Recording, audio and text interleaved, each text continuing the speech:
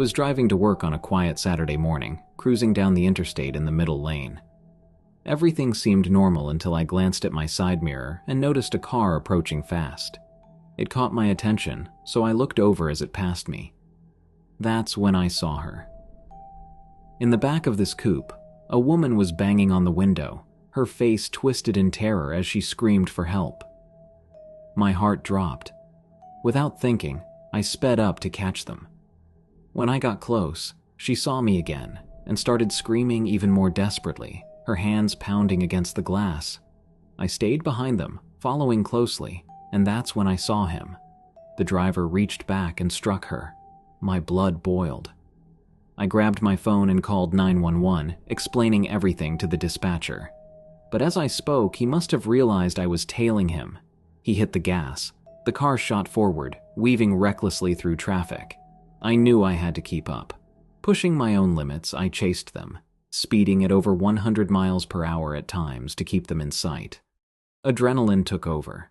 The dispatcher stayed on the line with me, guiding me, reassuring me that help was on the way. Suddenly, he slammed on the brakes, coming to a complete stop right in front of me in the middle of the interstate. My heart raced. My mind spun with fear. Did he have a gun? Was he about to confront me? I didn't wait to find out. I swerved around him, taking the nearest exit to stay safe. But I wasn't giving up. Once he passed the overpass, I merged back onto the highway and continued to follow him at a distance. The dispatcher kept updating me, letting me know officers were setting up ahead. I stayed on his trail for nearly 30 miles, weaving through traffic and refusing to let him disappear. Eventually, though, his speed was too much, and he managed to lose me. I felt helpless. All I could do was hope the police would catch him in time. And then they did. As I drove further, I spotted them, a line of flashing lights on the side of the road. Officers had forced him to pull over. As I passed, I saw him. He was face down on the pavement, handcuffed, while she sat nearby, shaken but alive. Later, I learned the horrifying truth. She was his ex, and he had abducted her. Who knows where he was taking her or what he planned to do? Looking back, it chills me to think about what could have happened if I hadn't followed them. For 30 nerve-wracking miles, I stayed on them, weaving through traffic and pushing speeds I'd never dared before. But in the end, it was worth it. It's a haunting memory, knowing I might have witnessed the start of something unspeakable. But at least, for that woman, it ended with freedom.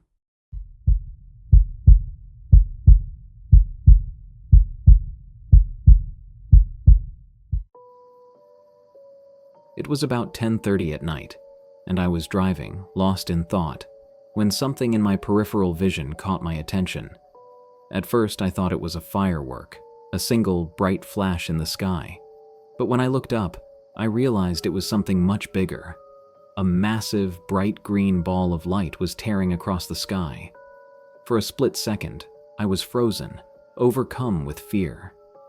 My mind raced, and a single terrifying thought flashed through me. Is this it? Is this how it ends? I wondered if it was a warhead, some catastrophic event, or a giant meteor about to strike and obliterate everything. The glowing green orb streaked across the horizon, burning brilliantly. It seemed to last forever, yet it was over in just moments. I watched, my heart pounding, as it gradually dimmed and disappeared, seemingly burning up in the atmosphere. When it was gone, I sat there, stunned, trying to process what I had just witnessed. Later, I learned that the meteor had actually landed a whole state away. It hit somewhere in Minnesota, far from where I was. Thankfully, no one was hurt. What really struck me was the color. That bright, unmistakable green glow. It had to be copper. The way it lit up the night sky was unforgettable. As I pulled myself together and started to drive again, I noticed something I hadn't seen before. The 3 cars ahead of me had all pulled over too. They'd seen it, just like I had. Somehow, that realization solidified the experience for me. I wasn't imagining it. Other people had stopped in awe and shock, just like me. It turned out the meteor was visible across multiple states in the Midwest, and its fall was witnessed by countless others. But knowing it landed in Minnesota, still intact, and that no one was hurt, brought a strange sense of relief. I'll never forget that moment. The fear, the awe, and the eerie beauty of seeing something so rare and extraordinary light up the night sky.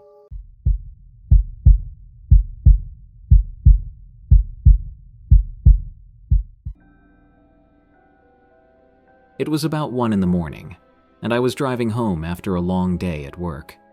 The night was clear and quiet, and the road ahead stretched out in front of me, illuminated only by my headlights. A semi-truck was rumbling along in front of me, its taillights glowing faintly in the distance. Out of nowhere, a thick fog began to roll in. It wasn't unusual for the area. Fog this time of night was pretty normal, but something about this fog felt wrong. It was heavier, darker, almost suffocating. My instincts prickled, but I kept driving, slowly making my way through it. Then, it hit me. At first, I thought it was just water droplets from the fog collecting on my windshield. But as I flipped on my wipers, I noticed something wasn't right. The droplets were dark, red. My stomach tightened as I realized this wasn't water. It was blood. Before I could process what was happening, more started hitting my car. It wasn't just blood. Clumps of fur and mangled bits of flesh rained down, splattering across my hood, my windshield, and the roof of my car. I was horrified. My mind raced. What the hell was happening? Then I saw it. The semi in front of me must have hit a deer. I hadn't seen the impact, but I was caught in the aftermath. The poor animal had been obliterated, and I was driving straight into the carnage. There was nowhere to pull over, so I had no choice but to keep driving, my heart pounding and my stomach turning as pieces of the deer continued to hit my car. By the time I finally made it home, my car was covered in blood, fur, and bits of meat. I sat there for a moment in the driveway, shaken and trying to process what had just happened. The sight, the smell, the sheer shock of it all. It was something I'll never forget. That night left me with one of the strangest and most unsettling memories of my life.